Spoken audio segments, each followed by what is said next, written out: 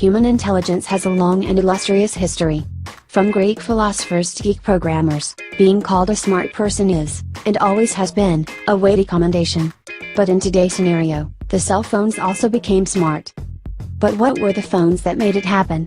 Who were the pioneering brands that made cell phones smart? Let's not keep you waiting and directly run over to how cell phones got smart. Let's dig deep into the history of smartphones to know how cell phones got smart. In 1994, IBM combines a cell phone and PDA, forming the Simon Personal Communicator. Yes, it was created by IBM more than 15 years before Apple released the iPhone. This ancestor of the modern smartphone was a handheld, 4.5-inch LCD touchscreen mobile phone, capable of text messaging, faxing, emailing and calling. There were also a suite of built-in features, including a notes collection you could write in, an address book, calendar, world clock, and a scheduler. Surprisingly, you could also run third-party applications on the Simon internally or purchased a special PC card to insert into the phone. The device retailed for $1,099, or $899 if the buyer signed up for a 2-year service contract. Some things never change, while IBM did manage to sell approximately 50,000 units. In 1999, the smartphone market begins to bear fruit with the BlackBerry email device. At $399, the initial BlackBerry device was certainly more affordable than the Simon Personal Communicator.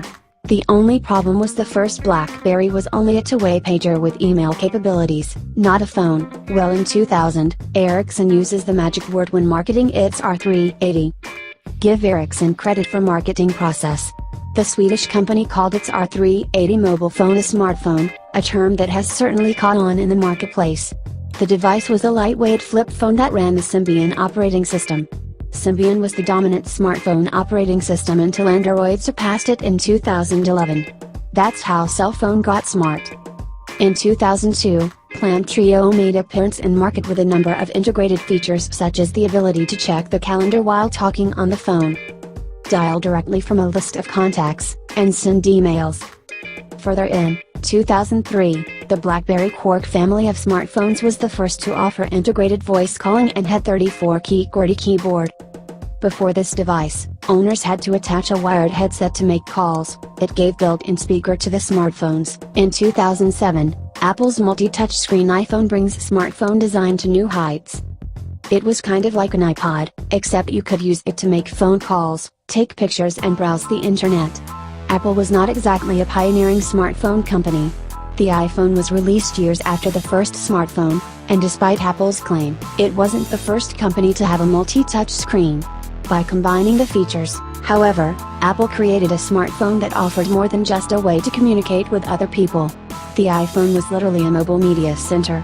Updated versions of the iPhone have become progressively more sophisticated, and fanfare for the product seems to increase with each release. Apple introduced the most recent incarnation of the device, the iPhone 7 Plus. In 2008, Google blows up the smartphone market with its Android operating system.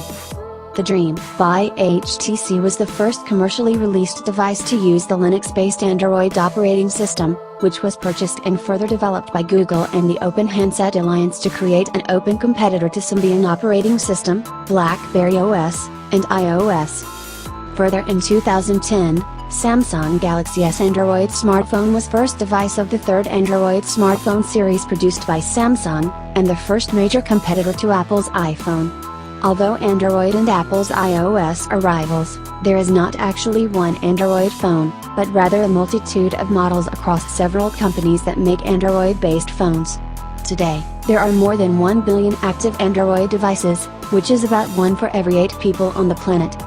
Since then until the future exists, the smartphone market doesn't seem going down. The statistics depict the total number of smartphone users to reach 2.5 billion in the world and nearly 416.3 million in India by 2019. The only restriction on smartphone capabilities is the limit of human imagination and, of course, current hardware. So this is how Cellphone got smart. Thanks for watching. Please comment below and subscribe our channel for more videos. We'll be back with more interesting stuff. Bye.